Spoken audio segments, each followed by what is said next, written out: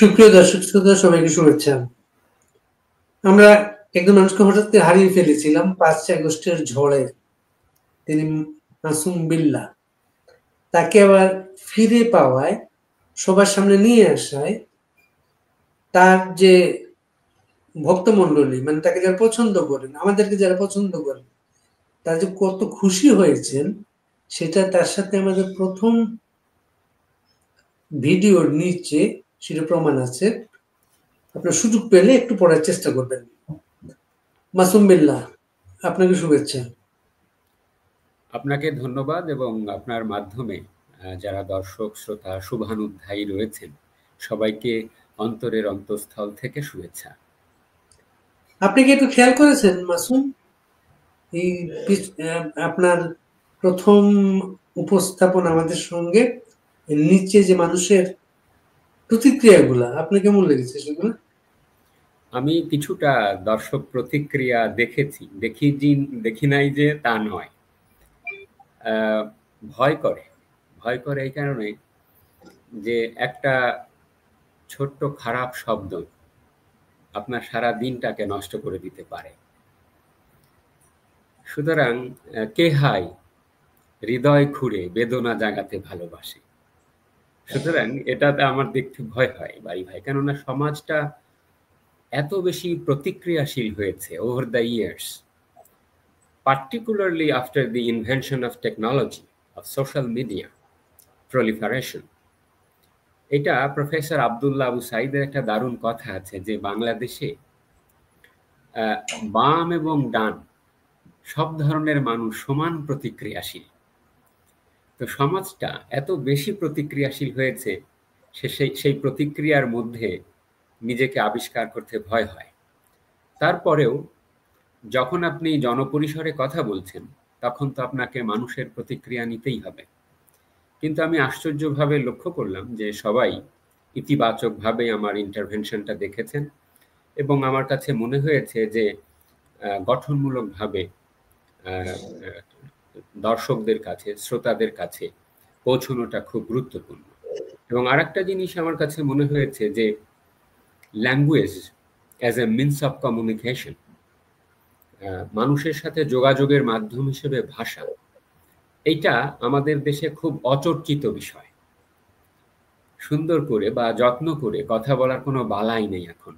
যা তা ভাবে কিছু একটা যদি আমি বাজারে ছেড়ে দিতে পারি, সবাই যে দৃষ্টি আকর্ষণ করার প্রবণতা, কিন্তু তার ভিড়েও সুন্দর করে আমি যে খুব গুছিয়ে বলছি তা নয়, কিন্তু আমি বলতে চাচ্ছি যে অন্তত প্রচেষ্টাটা, এটাও যে মানুষ এখন গ্রহণ করেন, কয়েকজনের মন্তব্য পড়ে আমার কাছে সেটি মনে হলো। সেজন্য ধন্যবাদ, আপনারই প্রাপ্য।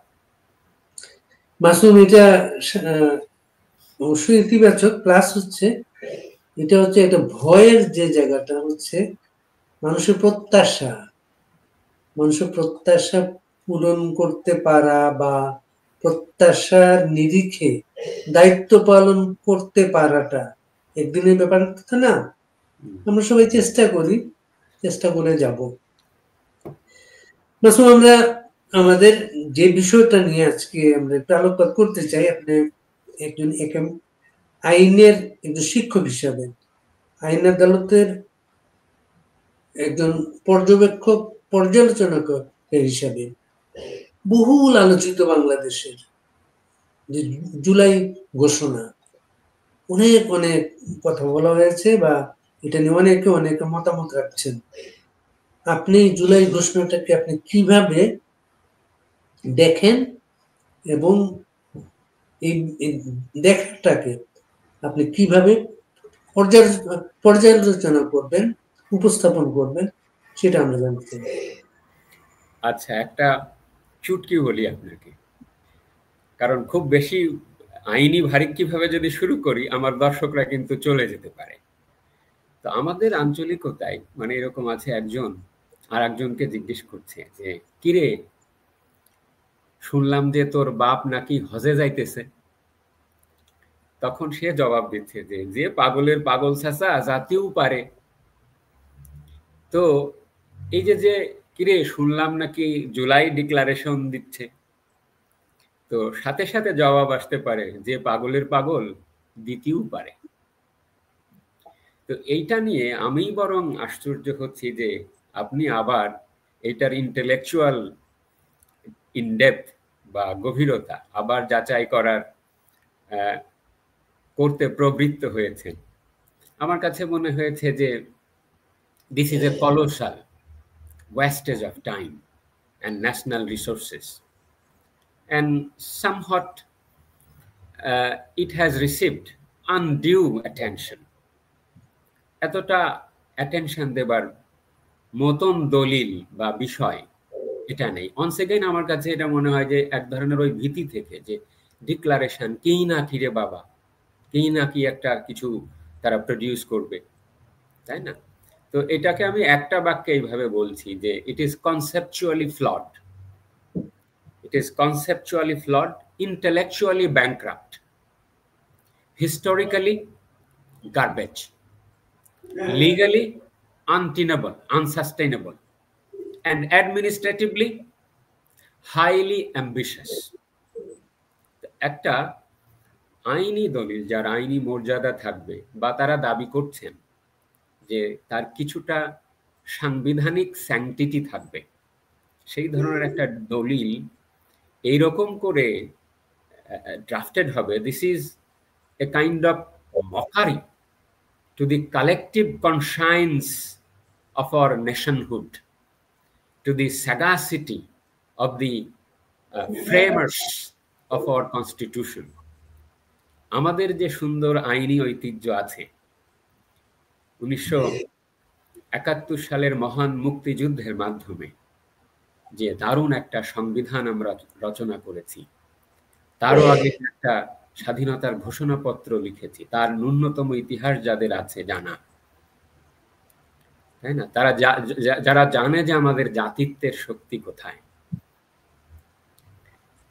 সুতরাং এই যে রবীন্দ্রনাথ বলছেন যে হৃদয়ে তো রতন রাশি, আমাদের জাতির হৃদয়ে হচ্ছে রতন রাশি, সেটা আইনি ইতিহাসেও তাই। পৃথিবীতে বাংলাদেশ একমাত্র দেশ যারা বুকের রক্ত ঢেলে যুদ্ধক্ষেত্রে একটা মানচিত্র এনেছে, পাশাপাশি মাথা দিয়ে আইনের, আন্তর্জাতিক আইনের প্রতিটা বাঁকে বাঁকে ঘুরে আইনের প্রত্যেকটা বিধান মেনে স্বাধীনতার ঘোষণার মাধ্যমে পৃথিবীতে স্বাধীন হয়েছে।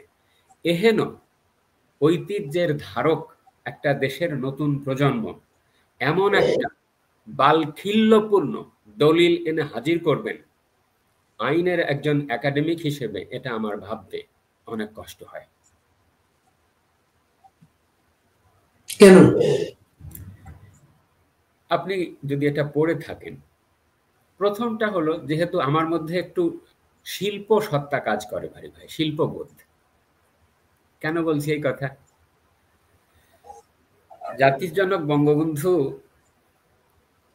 সংবিধানটা তো কমিটি বানালো 34 সদস্য বিশিষ্ট, তাই না? আমি বারে বারে ওখানে ফেরত যাচ্ছি কেন? কানা তার চোখের কথা বারবার বলে, তো সেহেতু আমি ওইখানে বারবার গিয়ে আমি দেখাতে চাইবো যে কি আর মানে কি ছিলাম আর কি তারা বলছে, ঠিক আছে? তো এমন কি যখন এটা চূড়ান্ত হয়েছে, আপনার জানা থাকবে যে এর একটা নকশায়ন, এর দায়িত্বে ছিলেন শিল্পাচার্য জয়নুল আবেদিন, তাই না?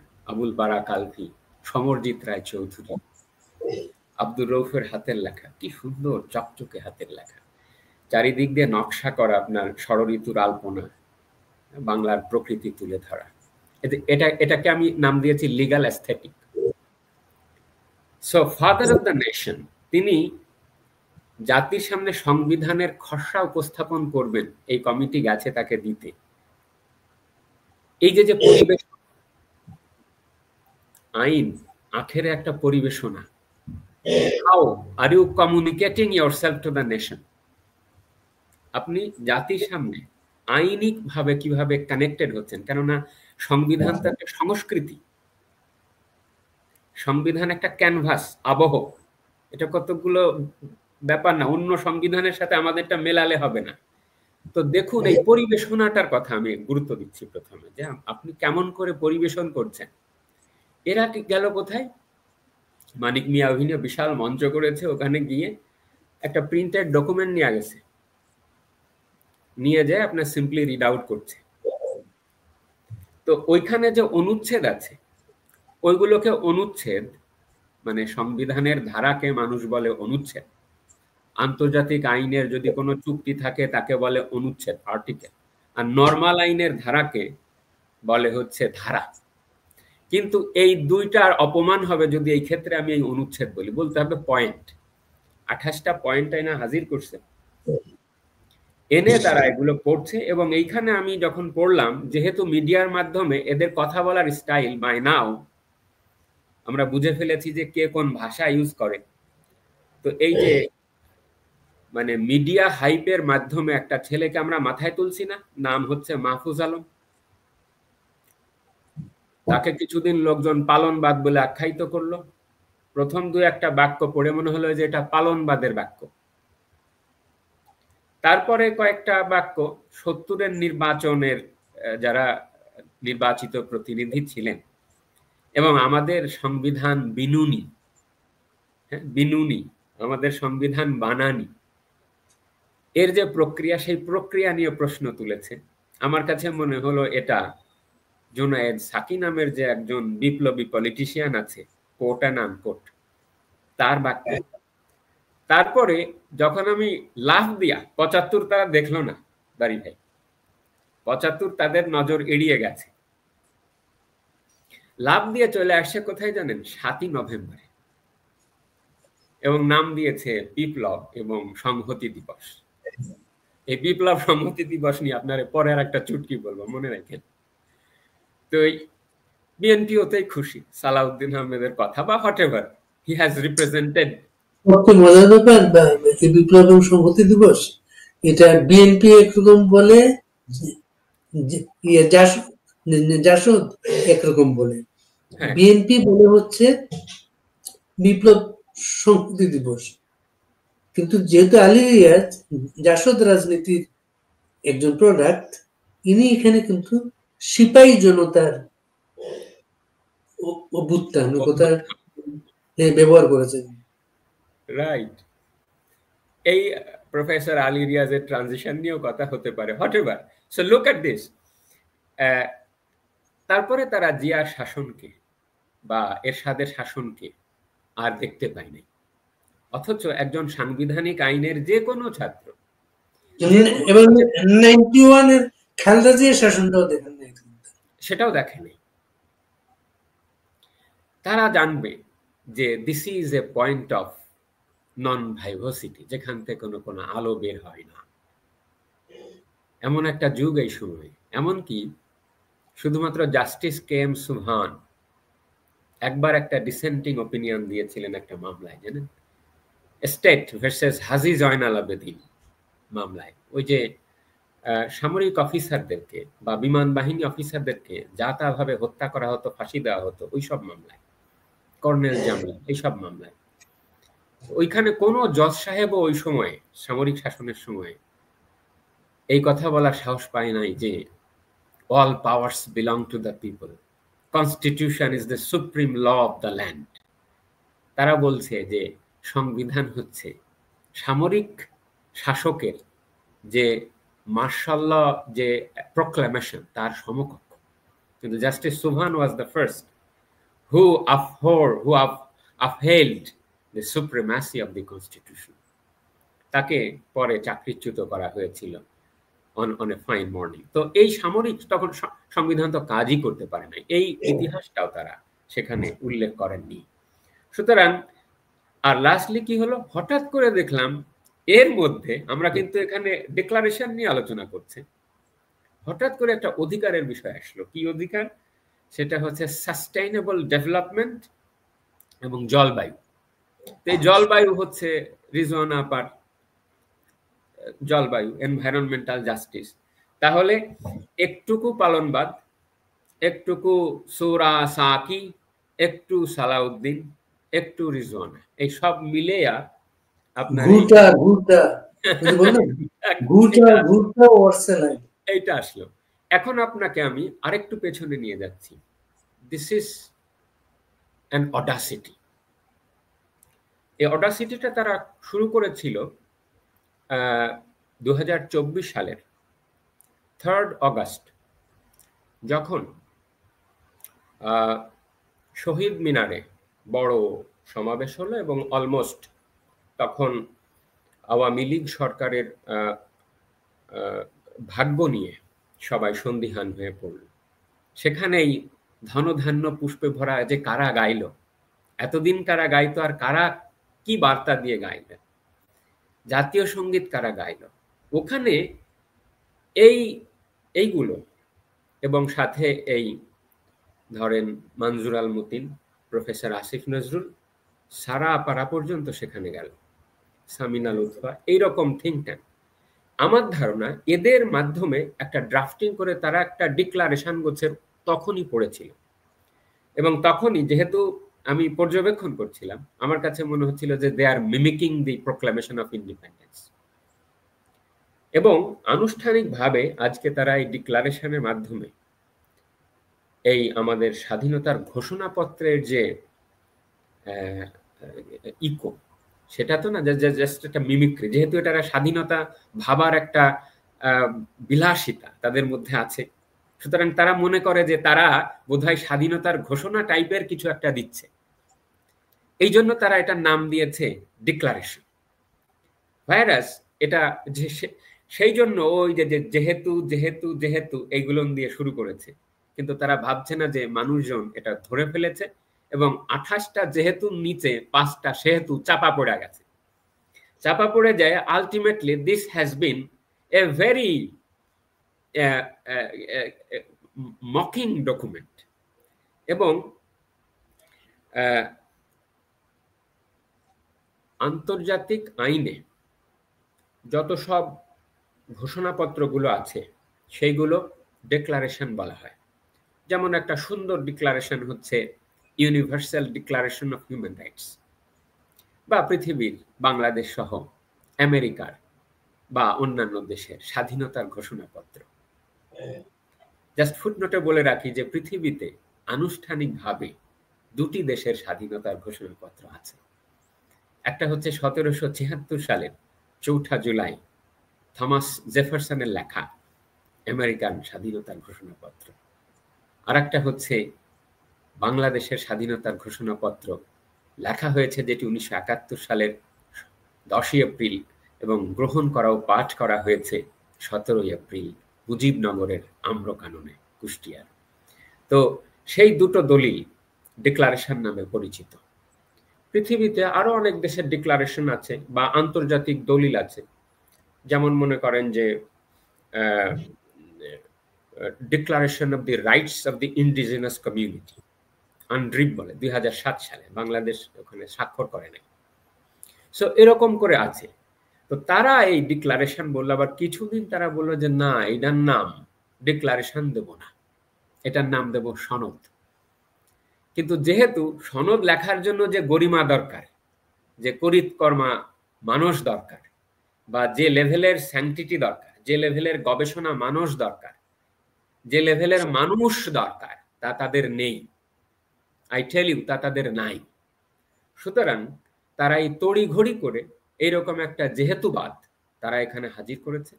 কিন্তু ওই সনদ নামের যে একটা চার্টার হয়, সেই চার্টারের যে একটা কাছাকাছি সাংবিধানিক মর্যাদাপূর্ণ অবস্থান থাকে, আমরা বলি document equivalent to constitutional sanctity, অথবা document having or enjoying the constitutional sanctity, এরকম একটা ডকুমেন্ট নতুন প্রেক্ষাপটে হতেই পারে, ভাই হতে পারে, নিউ জেনারেশন তারা চায়, হতে পারে। কিন্তু তার জন্য যে পদক্ষেপ দরকার, তার জন্য যে গরিমা দরকার, তার জন্য যে এটা কে করলো, দেখেন কোথাও বলা নাই এই ডিক্লারেশনে যে কে এই ডিক্লারেশন দিচ্ছে। আমরা আমাদের সংবিধানে লিখেছি যে আমরা বাংলাদেশের জনগণ, জাতীয় মুক্তির লক্ষ্যে ঐতিহাসিক সংগ্রাম করিয়া 1971 সালের 26 মার্চ বাংলাদেশের স্বাধীনতা ঘোষণা করিয়াছি, বাংলাদেশ রাষ্ট্র প্রতিষ্ঠা করিয়াছি। ওই প্রিয়াম্বলের শেষে নেওয়া আছে যে আমরা সমবেতভাবে, কি সুন্দর ভাষা, এরা পড়ে নাই কখনো আমাদের সংবিধানের যে বাংলা ভাষা, এত মাধুর্যপূর্ণ, এই মানুষটা কিন্তু এখনো বেঁচে আছেন। 10 এপ্রিলের ঘোষণা যিনি লিখেছিলেন তিনি কিন্তু এখনো বেঁচে আছেন, ব্যারিস্টার এম আমিরুল ইসলাম আছেন আছেন বেঁচে। তাজউদ্দিন আহমেদ রেডিলি অ্যাপ্রুভ করেছিলেন। ব্যারিস্টার আমির এক জায়গায় লিখেছেন, স্বাধীনতার ঘোষণাপত্রের যে দলিল তাতেও আছে, যে তিনি ড্রাফটি করে সুব্রত রয় চৌধুরী কলকাতার তখনকার ডাক সাইটে আইনদাতা, তিনি দেখালেন। দেখানোর পরে বলছেন ব্যারিস্টার আমির যে সুব্রত রায় চৌধুরী রীতিমতো চেয়ার থেকে লাফ দিয়ে উঠলেন যে এটা তুমি করেছো ড্রাফট, কোনো শব্দই চেঞ্জ করতে হবে না। ব্যারিস্টার আমির বলেছেন যে 1966 সালে যে যমজ মানবাধিকার দলিল ICCPR এবং ICESCR তার যে ড্রাফটিং স্টেজ, সেই স্টেজে তিনি জড়িত ছিলেন। He was by that time was a young barrister and he was involved with Henry Feiner Brockway. Brockway হচ্ছে আপনার হাউস অব লর্ডস এর মানবতাবাদী আইনজ্ঞ এবং এমপি। তার অধীনে তিনি ওই ড্রাফটিং করেছেন, মানে শিখেছেন। এবং বাংলাদেশের স্বাধীনতার ঘোষণাপত্র পৃথিবীতে একমাত্র স্বাধীনতার ঘোষণাপত্র ন্যাশনাল লেভেলে, যেখানে রাইট টু সেলফ ডিটারমিনেশন, আত্মনিয়ন্ত্রণ অধিকার, ওই কথাটা, ওই অধিকারটা যুক্ত করা হয়েছে, যেটা 66 সালের দুটি দলিলেই আর্টিকেল 1-এ বলা আছে। So Bangladesh is the first country that translated that right to self-determination in its proclamation of independence. এই গর্ব আমাদের আছে। এই গর্বের ধারক যারা, তারা এই ধরনের একটা ড্রাফটিং এনে হাজির করবে। আমি আপনাকে হলফ করে বলতে পারি, আমার ছাত্রদেরকে যদি আপনি গ্রুপ ওয়ার্ক করতে দেন, 30 মিনিট পরে তারা এর চেয়ে ভালো ড্রাফট এনে হাজির করবে। কিন্তু তারা কি করেছে দেখেন, তারা বলল যে তারা একটা সনদ লিখবে, মানে অর্থাৎ তাড়াতাড়ি করতে পারে নাই, যেহেতু দাওয়াত খাইতে যাইতে হবে, অতএব বাসায় শরীফ মেলা মাইন আছে, উপস্থিত নিয়ে যেতে হবে, প্রফেসর ইউনূসের মুখ থাকে না, এদিকে নির্বাচন দেওয়ার তাগাদা হচ্ছে, এদিকে জুলাই ডিক্লারেশন কিছু একটা বলতে হবে, তাই না? তো তারা ভুলে যাচ্ছে যে কি জন্য যেন তারা 5ই আগস্ট করেছিল। এই যে এত কথা, আমরা তো জানতাম যে শুধুমাত্র তাদের কোটা নিয়ে প্রবলেম, এত কিছু নিয়ে প্রবলেম তা তো আমরা ভাবি নাই। এরও আগে তাদেরকে দিয়ে একটা ঘোষণা দেওয়ানো হয়েছে ছেলেপেলেদের, ঘোষণাটা তো পেছনের কিছু লোক আছে, ঘোষণা দেওয়ানো হয়েছে এই বলে যে স্বাধীনতার পরে বাংলাদেশের সংবিধানটা, রাষ্ট্রীয় মূলনীতিটা আওয়ামী লীগের দলীয় কর্মসূচি পরিণত হয়েছে, এটা বলানো হয়েছে। এটা ছুড়ে ফেলে দিতে হবে, এটা ত্রুটিপূর্ণ, নতুন কিছু দিতে হবে। অথচ এরা কখনোই সংবিধানটা পড়েনি। আমাদের গণপরিষদের যে বিতর্ক, এই বিতর্ক তো তাদেরই যে গুরু বর্তমান অধ্যাপক আসিফ নজরুল বই লিখেছেন, ইউপিএল থেকে প্রকাশিত, তাই না? গণপরিষদ বিতর্ক, তাদের এই গুরুই কি লিখেছেন তারা পড়ুক না কেন? He has made a very critical analysis. তো সেখানে তো জাতির জনকের বক্তৃতারও অ্যানালাইসিস আছে, তাজউদ্দিন আহমেদের বক্তৃতার অ্যানালাইসিস আছে, ওই আব্দুর রশিদ তক্ক বাগিশের বক্তৃতার অ্যানালাইসিস আছে, সুরঞ্জিত সেনগুপ্তর বক্তৃতার অ্যানালাইসিস আছে। Everything is there. তো আমাদের যে আমাদের সংবিধানটা হচ্ছে সোশিও ইকোনমিক ডেমোক্রেসি, 8 থেকে 25 যে মূলনীতি, 4টা পিলার আর অন্যান্য যেসব কথা, কি সুন্দর সুন্দর কথা সেখানে আছে। ইকোনমিক, শ্রমজীবী মানুষের মুক্তির কথা বলা আছে, তাই না? সবকিছু এত সুন্দরভাবে বলা আছে, এত ভাষিক সৌন্দর্যে পরিপূর্ণ। অধ্যাপক আনিসুজ্জামান, জাস্টিস হাবিবুর রহমান, তাদের লেখায় বিপুলা পৃথিবীতেও আছে, বা আপনার মোহাম্মদ হাবিবুর রহমানের বিভিন্ন লেখালেখিতেও আছে আমাদের সংবিধানের বাংলা ভাষার যে সৌকর্য, এটা দারুণভাবে বিধৃত আছে। এটা যে কোনো সাংবিধানিক। আরেকটা ভুল তারা বলেছেন যে পিপুলস রিপাবলিকের বাংলাটা গণপ্রজাতন্ত্রী প্রজাতন্ত্রী বলা হয়েছে, আমরা তো কারো প্রজা না, এমন একটা কথা কিন্তু আনা হয়েছে।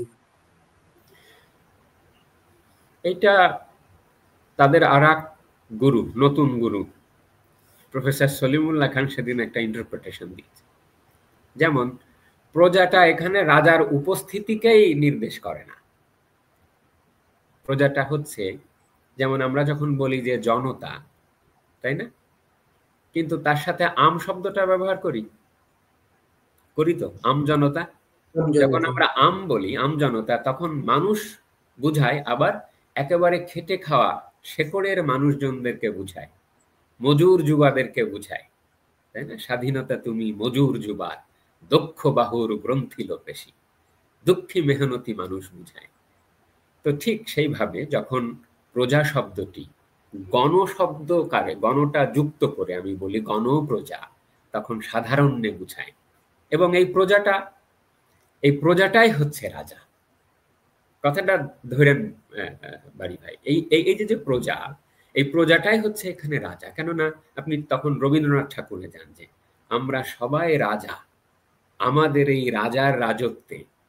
তো দি সভরেইন, আমরা আর্টিকেল 7-এ লিখেছি এই কথাটা, রবীন্দ্রনাথের এই ভাবনা। আমি বলছি না যে এটা রবীন্দ্রনাথেরই ভাবনা, কিন্তু স্বাধীনতা যে উন্মুখ জাতি, সেইটা আমরা এখানে লিখেছি যে আমরা সবাই রাজা, আমাদের এই রাজার রাজত্বে, আর্টিকেল 7, যে all powers belong to the people. Justice Enayetur Rahim Jamaat Islam registration মামলায় এই আর্গুমেন্টটা দিয়েছেন, republicanism, all powers belong to the people. সুতরাং গণপ্রজা এটা একটা অসুস্থ বিতর্ক। আমি মনে করি যে আলটিমেটলি এটা একজনের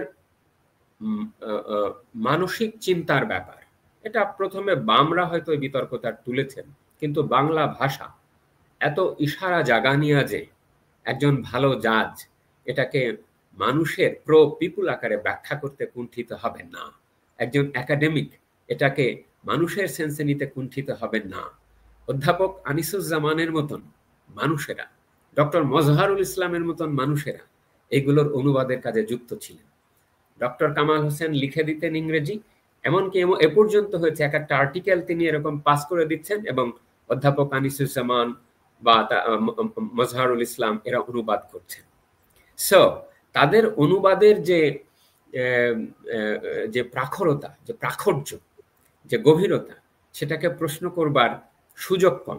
তবুও তা নিয়ে বিতর্ক হতে পারে, বাট অ্যাজ সাচ আমি আপনাকে একটা ঐতিহাসিক দলিল দেই, এটা আলোচনায় থাকলে ক্ষতি নাই।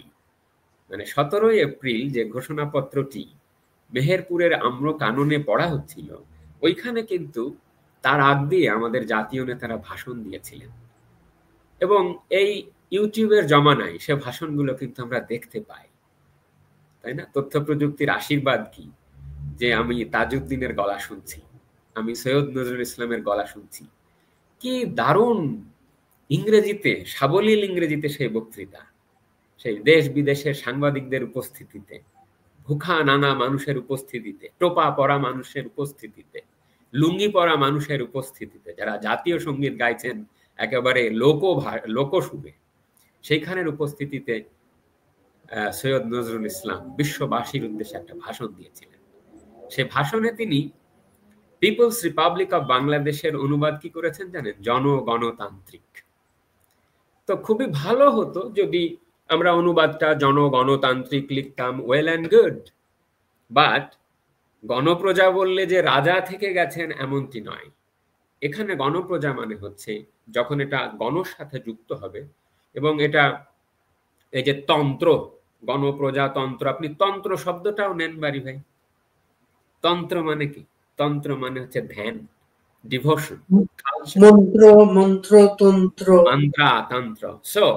সো পিপুলিজম এটা হলো আমাদের তন্ত্রা, এটা আমাদের মন্ত্রা। সো এই জনগণতান্ত্রিক, আমি যদি ভালো মনা জাজ হই, আমার পক্ষে এইটা ভাবা সম্ভব নয় যে রাজা আছে, তখন আমি জনগণকেই রাজা ভাববো।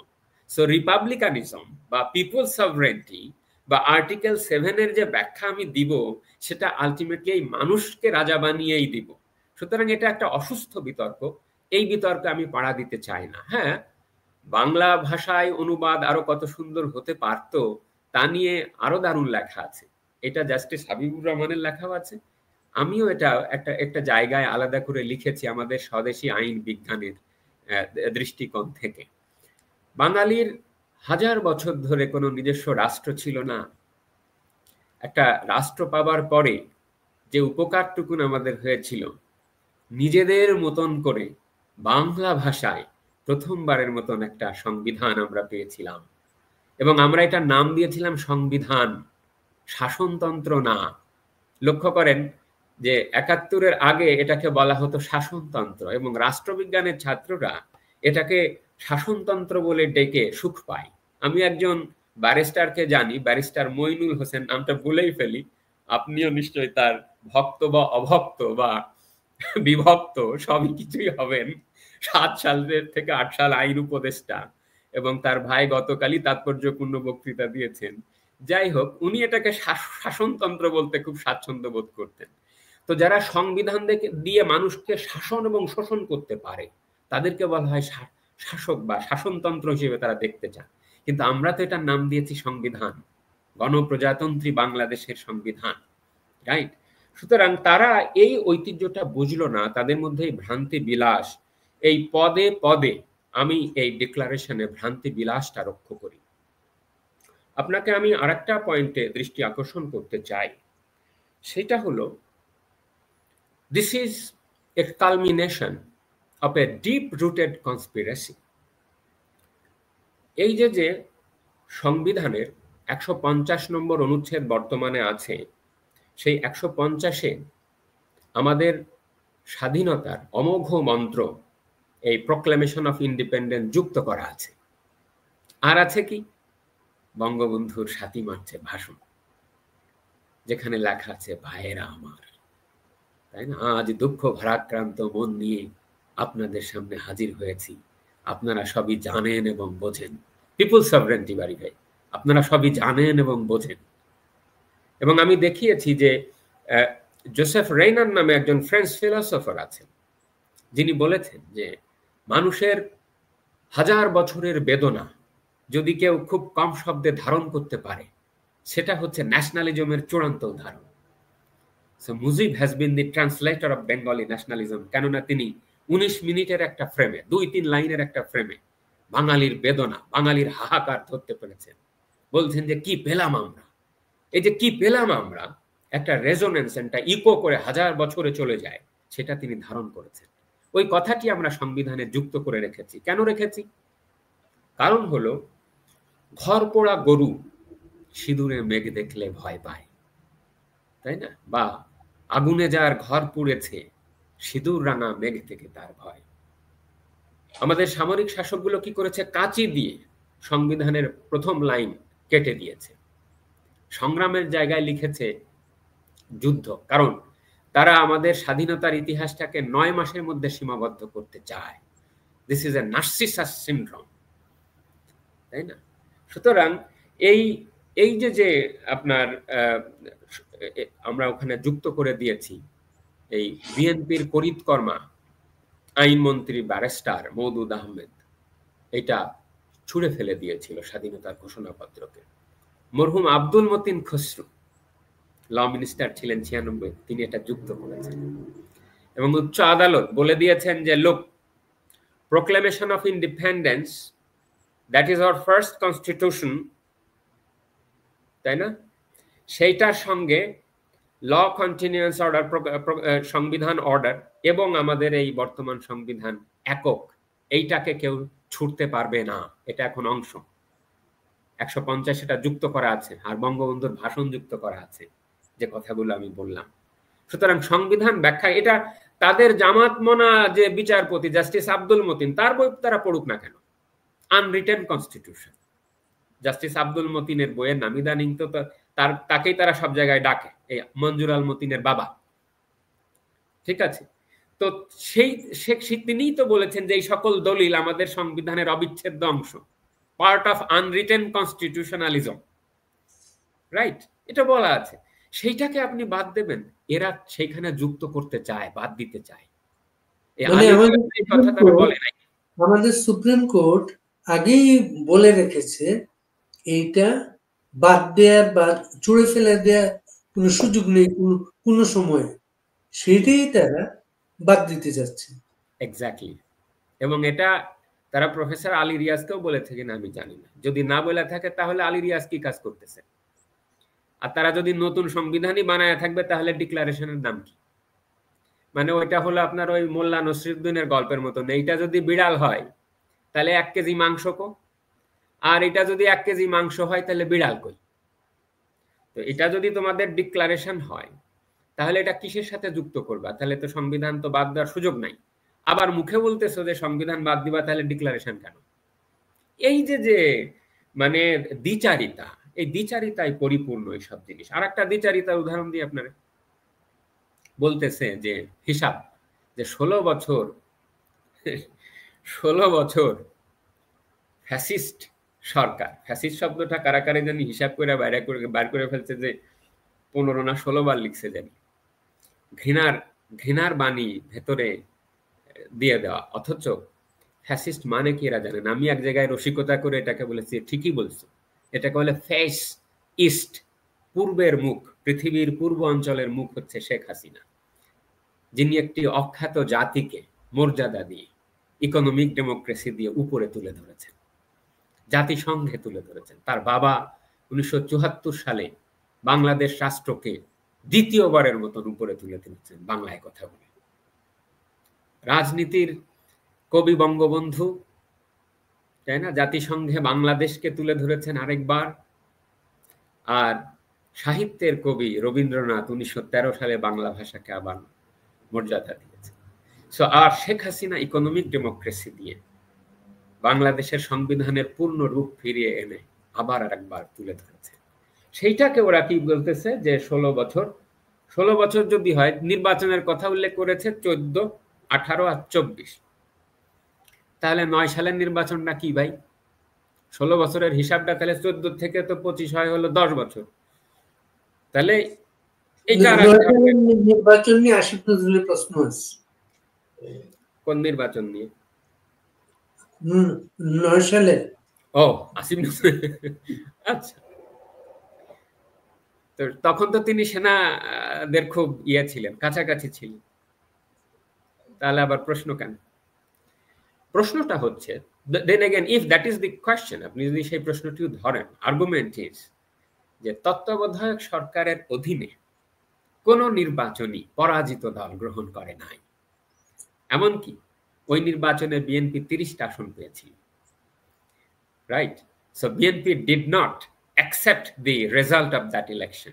So before demanding any further caretaker government, you need to accept the result of 2009 election. আপনি আমাকে আগে হলফ করে বলুন যে আপনি নির্বাচনের ফলাফল মেনে নেবেন, আর আপনি বলুন যে নতুন সংবিধানের কথা আলাপ চলছে, ঠিক আছে। কালকের এই আলাপটা আমি ইকো করছি আপনার অনুষ্ঠানে, যে কালকে একজন সাংবাদিক বলেছেন যে ঠিক আছে, আপনারা ফ্যাসিস্টদেরকে নির্বাচন করতে দেন, আর অফ্যাসিস্টরা আপনারা যারা আছেন এক জায়গা হন, আপনারা বলেন যে নতুন সংবিধান নেবেন, আর আওয়ামী লীগ নির্বাচন করুক, নির্বাচন করে তারা বলবে না, আমরা 72-এর কনস্টিটিউশনের ভিত্তিতে এই দেশটাকে নতুন আবহে গড়ে তুলতে চাই। Then let people decide and let the people give verdict. গণতন্ত্রে যদি বিশ্বাসী হন তাহলে এগুলো ফেরি করে আগে জনগণের কাছে যান। জনগণ যদি আপনাকে ম্যান্ডেট দেয় তাহলে ভাই সংবিধান চেঞ্জ করেন অথবা নতুন সংবিধান বানায়েন, কিন্তু তার আগে সংবিধানে হাত দেবেন না, বিকজ সংবিধান হচ্ছে জাতির অন্তরাত্মা।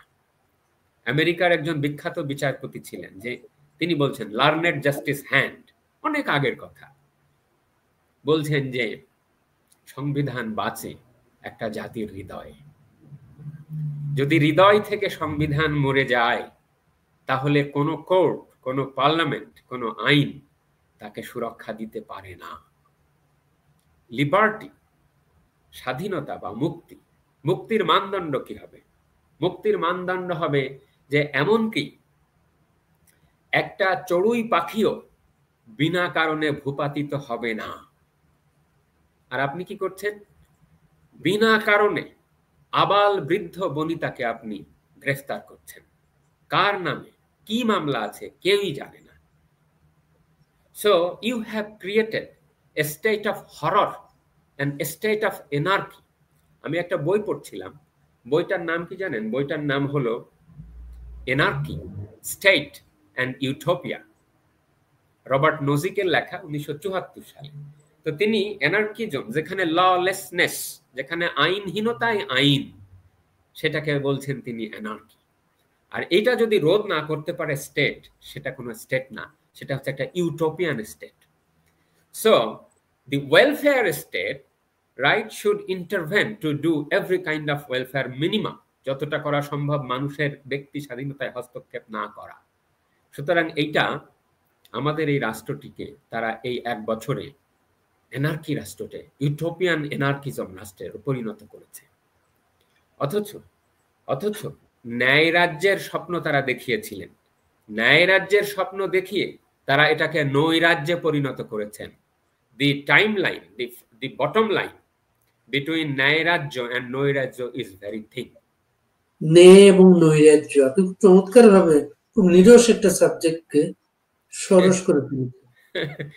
এটা জিম্বাবুয়ের আমার এক বন্ধুর নাম ছিল, বুঝলেন? নাম হচ্ছে, সেই মেয়েটির নাম ন্যায় রাজ্য। সে সুন্দরভাবে NAYDRYZY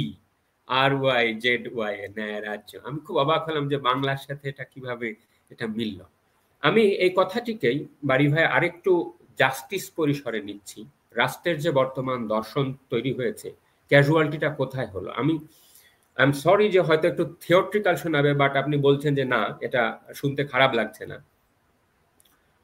জালালউদ্দিন রুমিতে আছে যে হোয়াট ইজ জাস্টিস, ন্যায় বিচার কি? রুমি বলছেন যে ন্যায় বিচার হচ্ছে চারায় পানি দেওয়া, প্লান্টিং ট্রিজ, ওয়াটারিং প্লান্টস, পরিচর্যা করে গড়ে তোলা। বঙ্গবন্ধু হত্যা হয়েছে 1975 সালের 15 আগস্ট। তার কন্যা বিচার শুরু করতে পারছে কবে? 96 সালে। একদিনে হয়? সো প্লান্টিং ট্রিজ, আস্তে আস্তে পরিচর্যা করে 2009 পর্যন্ত অপেক্ষা করতে হয়েছে। 34 বছর হয় এটা? Is it justice?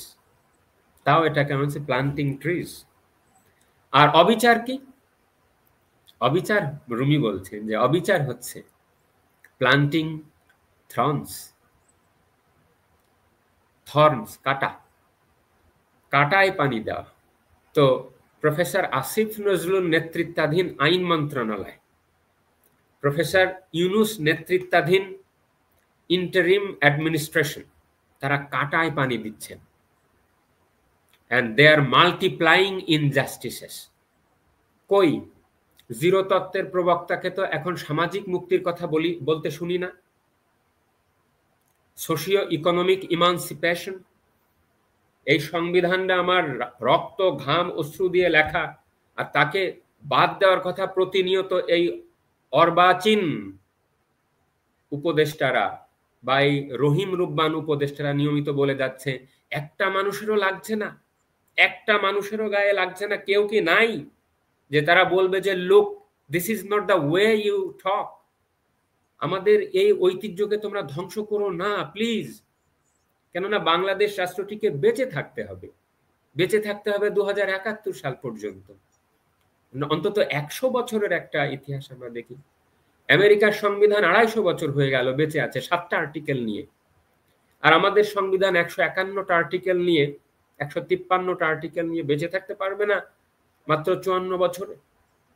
নাকি এটা এখনই সেই, আমি এক জায়গায় লিখেছিলাম যে এই আহমদ সফাতে আছে প্রাচীন বটবৃক্ষের সাথে 54 বছর, 40 বছর, 50 বছর এমন কিছু নয়, বাট তবু অনেক বয়স।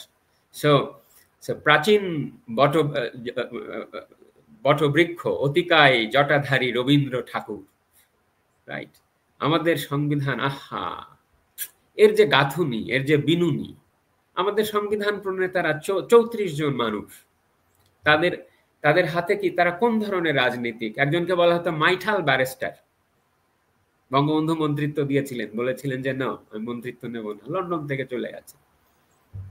কুষ্টিয়ায় যায় মানুষের সাথে খেতে বসে থাকে, মাইঠাল ব্যারিস্টার। এই ধরনের মানুষরা আমাদের সংবিধান লিখেছেন। এমন মানুষরা সংবিধান লিখেছেন ওই থমাস জেফারসনদের মতন না, তাই না? তা যারা যারা হাতে কাকই নিয়ে, কিছু আছে না গ্রামের বাবারা, তাই না, তাদের একটা স্যান্ডো গেঞ্জি গায়ে দেয় বাড়ি ভাই, এই যে গোল গলা ঘিয়ে রং স্যান্ডো গেঞ্জি, বা একটা ঘুষানো পাঞ্জাবি পরে, আর তারা একটা ওই ব্যাগ রাখে হাতে, যে কোনো সময় গ্রেফতার হতে পারে।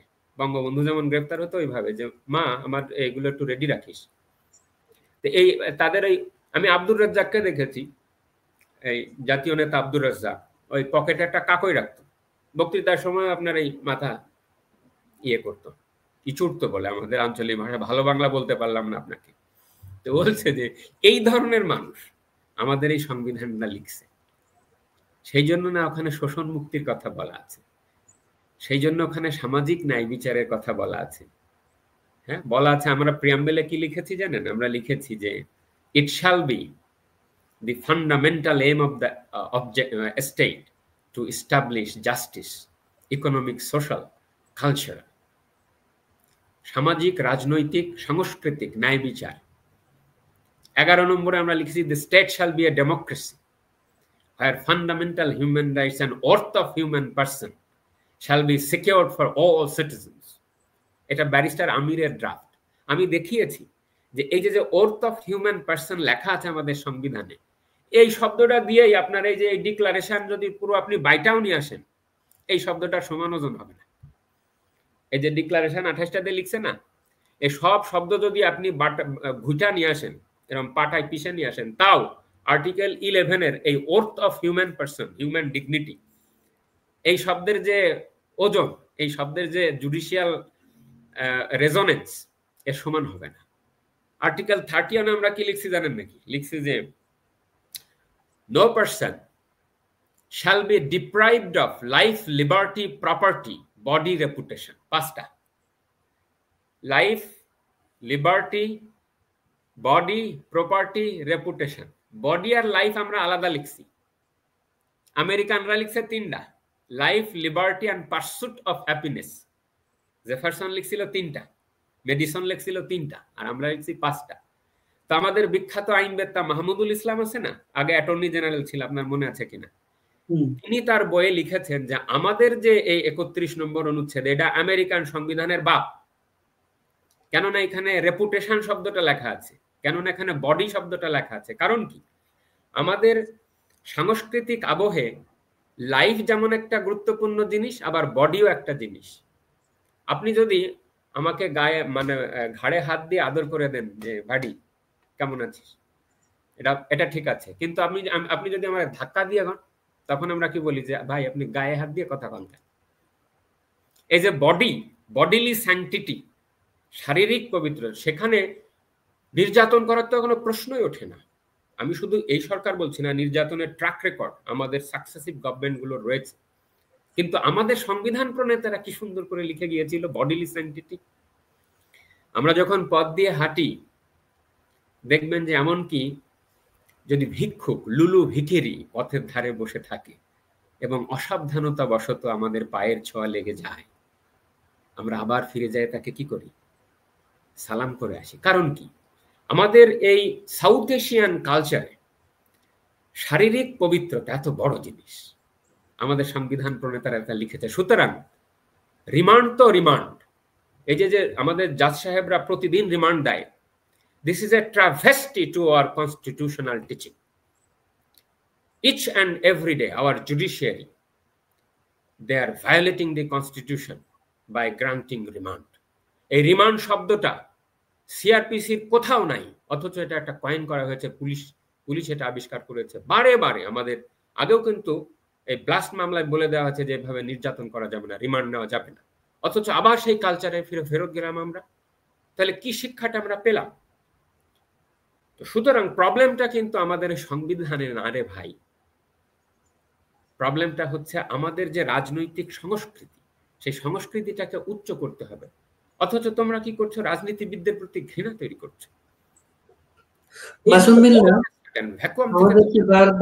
আমাদেরকে বারবার একটা কথা বলানো হয়েছে এই সংবিধান কোনো পবিত্র কোরআন শরীফ না যে এটা কোনো চেঞ্জ করা যাবে না।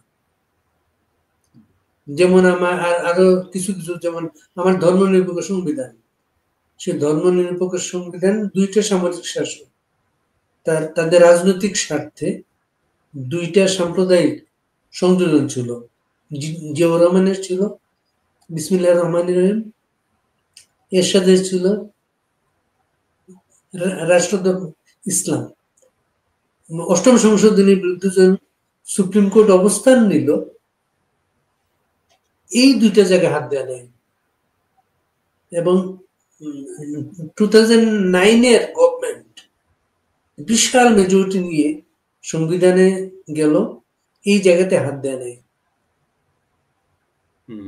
এই সুযোগগুলা বা আপনি এখানে আরেকটা জিনিস বলেছেন যে সুপ্রিম কোর্ট বলেছে এখানে হাত দেওয়া যাবে না, মৌলিক জায়গাগুলোতে হাত দেওয়া যাবে না। যারা হাত দিতে গেল তাদের পানিশমেন্টটা কি আমাদের আইনে? বারে বারে এরা হাত দিয়েছে এবং সেই জন্যই কিন্তু 15th অ্যামেন্ডমেন্টে 2011-তে বলে দেওয়া হয়েছিল যে যদি কেউ দায়ের জোরে বলপূর্বক এই বাংলাদেশ রাষ্ট্রকে অসাংবিধানিকভাবে ক্ষমতা দখল করে অথবা এই সংবিধানকে পদানত করে by way of extra constitutional means, যদি কেউ ক্ষমতা দখল করে নেয় অথবা এই সংবিধানের প্রতি অশ্রদ্ধা পোষণ করে, তাহলে তারা ট্রেজন, দেশদ্রোহিতার অভিযোগে অভিযুক্ত হন, ক্রিমিনাল লয়। এটা নিয়ে বিচারপতি খায়রুল হক না না, এটা লিখিত আকারে 15th অ্যামেন্ডমেন্টে আমরা এটা লিখে দিয়েছি, পার্লামেন্ট এটা করেছে, এটা জাজমেন্টে লেখা নেই। খায়রুল হক জাজমেন্ট দিয়েছেন 5th অ্যামেন্ডমেন্ট। 5th অ্যামেন্ডমেন্টে তিনি বলেছেন জিয়াকে ইউজারপার বলেছেন।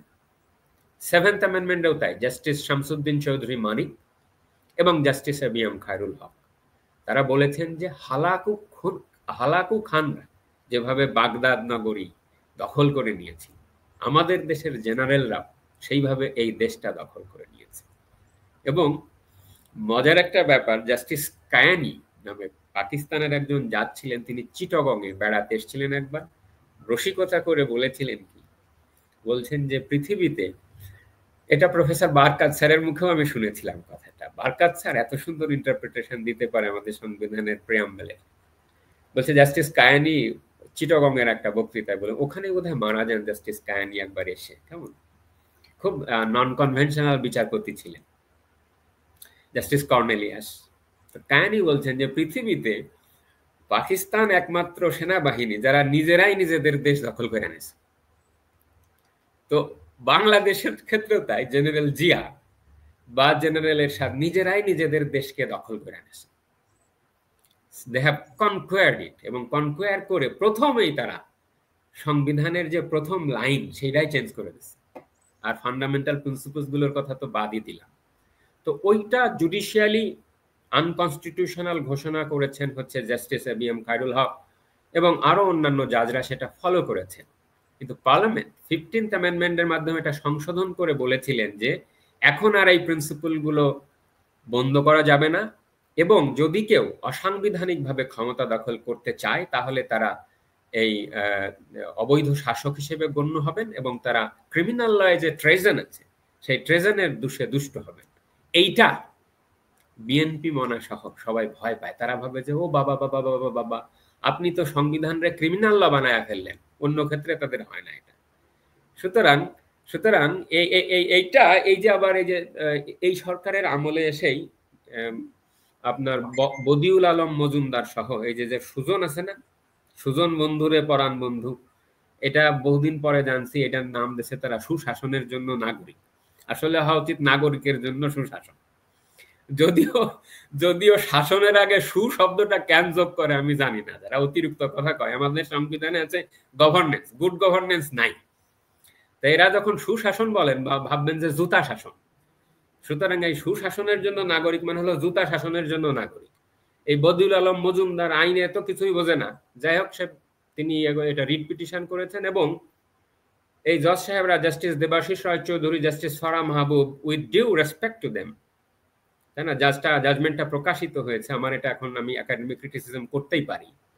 তারা ধরি মাছ নাছুই গোছের জাজমেন্ট দিয়েছেন। তারা বলেছেন যে আচ্ছা, এই যে 15th অ্যামেন্ডমেন্ট, সেখানে যে বলা হয়েছিল যে সংবিধানের এই আর্টিকেল সংশোধন করা যাবে না, সেকুলারিজম সংশোধন করা যাবে না, এইটা না ঠিক নাই, সংবিধান চেঞ্জ করা যাবে। কিন্তু তারা এটা বুঝছেন না যে বাংলাদেশের সামাজিক রাজনৈতিক বাস্তবতায় সংবিধানটাকেই আগে ছুঁড়ে ফেলা হয় আসলেই। সেই জন্য না এই রক্ষা কবচ দেওয়া হয়েছিল, রাইট? এবং তা তো দেওয়া হচ্ছে এবং হবে বলে মনে হচ্ছে, ও মানে ইমিনিয়েন্ট আছে। সুতরাং এই জাজমেন্ট তারা আবার সাথে সাথে বলে দিয়েছেন না, অন্যান্য যে কথাগুলো আছে তারা তত্ত্বাবধায়ক বাদ দিয়ে দিয়েছেন, আর হচ্ছে ওই আর্টিকেল 7 বাদ দিয়ে এখন বলছেন যে বাকিগুলো আগামী পার্লামেন্ট সিদ্ধান্ত নেবে। সো তারা একটা আপাতত এটা হয়তো অ্যাপেলেট ডিভিশনে যাবে, সেটা নিয়ে আরো সময় কাটবে, সো এটা একটা টাইম পাসিং করে আপাতত এই ধরনের একটা জাজমেন্ট দিয়েছেন। So as an academic I will be interested যে how the appellate division reacts to this decision, এবং আগামী দিনের রাজনীতিকরাও এটা নতুন করে কিভাবে সেটা অ্যাড্রেস করেন। তো ব্যাক টু ইয়োর কোশ্চেন, আমি একটা একাডেমিক হিসেবে একটা কথা বলি আপনাকে। এটা আমাদের ছাত্ররা, আইনের ছাত্ররা তো পড়ে কিনা জানি না, অন্যরাও পড়েছে কিনা জানি না, যে একটা জাতি যখন চলে তার জাতীয় ইতিহাসে নানান সময়ে বাঁক আসে। যেমন ধরেন 90-এর গণ অভ্যুত্থান। 90-এর গণ অভ্যুত্থান কেন 24-এর মতো নয়? কারণ তখন টেকনোলজি ছিল না। কিন্তু মর্যাদায়, এর যে গভীরতায়, এর তাৎপর্যে কোনো অংশেই 90-এর গণ অভ্যুত্থান কম নয়, রাইট? সুতরাং তখন আমাদের সমস্ত রাজনৈতিক দল কনসেনসাসের ভিত্তিতে, এমনকি জাতীয় পার্টি যে জাতীয় পার্টি তাও কিন্তু বাদ যায় নাই, তারে কিন্তু আউটল করা হয় নাই, তারা নির্বাচনে অংশগ্রহণ করছিল অলিখিতভাবে। আমরা তত্ত্বাবধায়ক সরকার শাহাবুদ্দিন আহমেদের করছিলাম, কিন্তু সংবিধান ছুঁড়ে ফেলতে হবে এমন কথা কি কোনোদিন আলাপ করেছে? Never never. সামরিক শাসকরা এই সাহস পায় নাই।